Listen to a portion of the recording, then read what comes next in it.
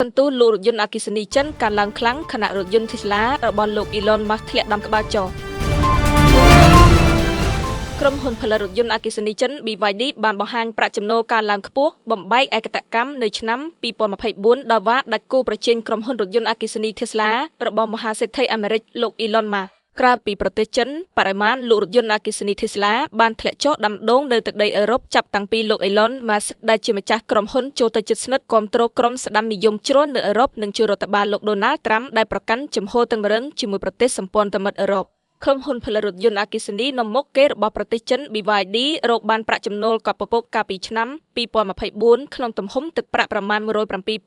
លានពលគឺច្រើនជាងក្រុមហ៊ុន Tesla គូប្រជែងដែលរកប្រាក់ចំណូលបានតែជាង$97,000 លានយោងតាមរបាយការណ៍ដែលក្រុមហ៊ុនបានចេញផ្សាយនៅនាថ្ងៃច័ន្ទទី24មីនានៅពេលបិទទីផ្សារភាគហ៊ុននៅទីក្រុងហុងកុងក្រុមហ៊ុន BYD លោករថយន្តអគ្គិសនីបានជាង4.3 លានគ្រឿងនៅឆ្នាំ2024ការនេះបានធ្វើឲ្យ BYD ដែលជាអក្សរកាត់មកពីភាសាអង់គ្លេស Build Your Dream ឬកសាងក្តីស្រមៃរបស់អ្នកទទួលបានប្រាក់ចំណេញពីការលក់រថយន្តបានជាង$5,000 លាននៅឆ្នាំមុនពលគឺកើនឡើងដល់ទៅដល់ 34% បើប្រៀបធៀបនឹងឆ្នាំ2023ប្រាក់ចំណូលកើនឡើងខ្ពស់បំបែកឯកតកម្មជាលទ្ធផលនៃយុទ្ធសាស្ត្ររបស់ក្រុមហ៊ុនដែលសម្រុកលក់រថយន្តនៅទីផ្សារអន្តរជាតិជាពិសេសនៅទឹកដីអឺរ៉ុបតាមរយៈការផ្សព្វផ្សាយពាណិជ្ជកម្មដូចជាការឧបត្ថម្ភកម្មវិធីប្រកួតកីឡាបាល់ទាត់អឺរ៉ូ2024ជាដើមសន្ទុះលក់យន្តអគ្គិសនីរបស់ក្រុមហ៊ុនចិន BYD កើនឡើងទាំងនៅក្នុងប្រទេសចិននិងនៅទីផ្សារអន្តរជាតិដោយវាដាច់គូប្រជែងក្រុមហ៊ុន Tesla របស់មហាសេដ្ឋីអាមេរិក Elon Musk ដែលមានចំនួនលក់រថយន្តអគ្គិសនីធ្លាក់ចុះគួរឲ្យកត់សម្គាល់នៅប្រទេសចិននិងជាពិសេសនៅទឹកដីអឺរ៉ុប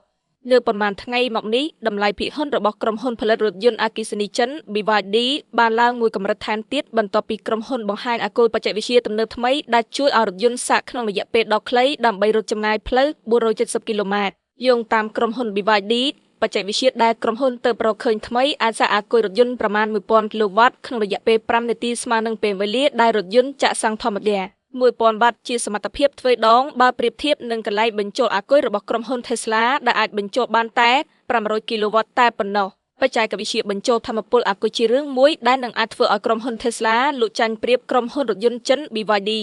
នេះជាដំណឹងមិនល្អទាល់តែសោះចំពោះក្រុមហ៊ុន Tesla ដែលកំពុងធ្លាក់ប្រជាប្រិយភាពមានបញ្ហាលក់រថយន្តអគ្គិសនីទាំងនៅទឹកដីអាមេរិកនិងនៅទីផ្សារអឺរ៉ុបចាប់តាំងពីម្ចាស់ក្រុមហ៊ុនគឺលោកមហាសេដ្ឋី Elon Musk ចូលធ្វើការជាមួយរដ្ឋបាលលោក Donald Trump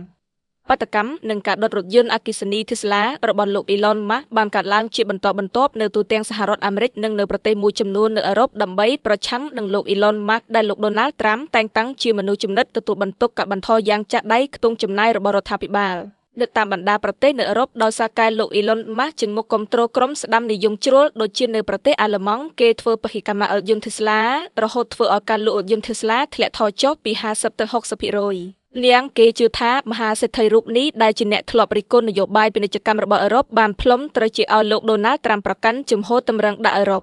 នៅអឺរ៉ុបរថយន្ត Tesla ធ្លាក់ប្រជាប្រិយភាពមិនមែនដោយសារតែជំហរញញងរបស់ម្ចាស់ក្រុមហ៊ុន Tesla តែមួយមុខទេកែផលមួយទៀតដែលធ្វើឲ្យក្រុមហ៊ុន Tesla ចាញ់គូប្រកួតប្រជែងដូចជាក្រុមហ៊ុនផលិតរថយន្តអគ្គិសនីចិនគឺរថយន្ត Tesla លក់នៅអឺរ៉ុបជាប្រភេទ model ចាស់មានតម្លៃថ្លៃជារថយន្តអគ្គិសនីចិនដែលមានបច្ចេកវិទ្យាទំនើបថ្មីទាន់សម័យអានដោយសំឡេងសពនិមិត្តសារិកា AI